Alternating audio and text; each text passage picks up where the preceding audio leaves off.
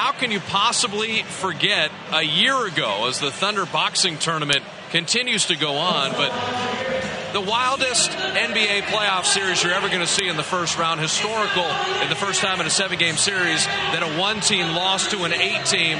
And yet, when you watch these highlights, Matt, it seems like they're from years ago because Dallas is so different. It really does. I mean, you know, when's the last time a team that won 67 games the following year made a blockbuster trade in which they really tinkered with their entire makeup and foundation, if you will?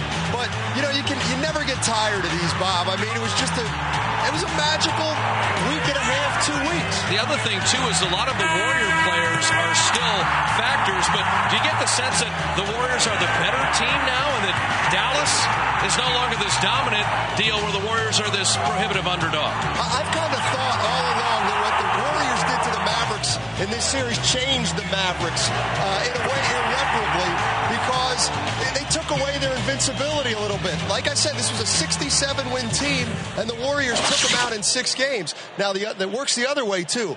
The league now knows the Warriors are for real, and they're not going to be able to sneak up on anybody. And I think you're seeing that down the stretch because these games are getting tougher and tougher, and they're obviously not a lock to make the playoffs. This is going to be a long haul these next 2-3 weeks. I tell you, there was really, from the Bay Area standpoint, the confluence of the fans, the team, the specialness, calling those games just absolutely phenomenal. Now, don't mess with the mascot on their birthday because when you get in the mascot boxing, look out for the quick left and the sucker punch.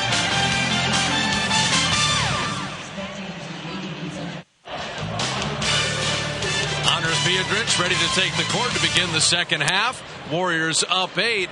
And in the first half, Monta Ellis simply terrific, not only with the mid-range jumper, but getting out in the open floor. Monta has answered the bell in these big games, helping out Jackson and Barry. Well, he's got more speed than anybody on the floor. Devin Harris is no longer a Dallas Maverick, so he has free reign. I thought Andris biedrins played extremely well inside tonight. Moved without the ball. The ball started hopping. They got down by 13 because Josh Howard and the Mavericks were hitting everything. There wasn't anything Warriors could do. Most of them outside shots. This is one inside the paint, but the Warriors have only given up 8 points inside the paint. I think that's terrific. Yeah, that forward focus at the beginning, 8 of 10 shooting for Dallas, but then the Warriors held them 6 of 17.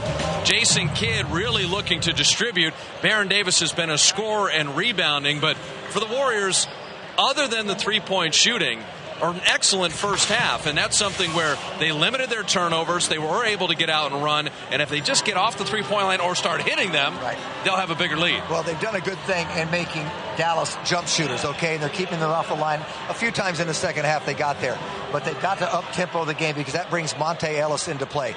Very balanced scoring tonight, and nice to see Al Harrington come back and get some offensive rebounds and create offense that way. Yeah, the Warriors actually winning the rebounding battle, which has been terrific, but you have to limit Josh Howard in the second half. The Warrior lead is 8 with the third quarter on the way.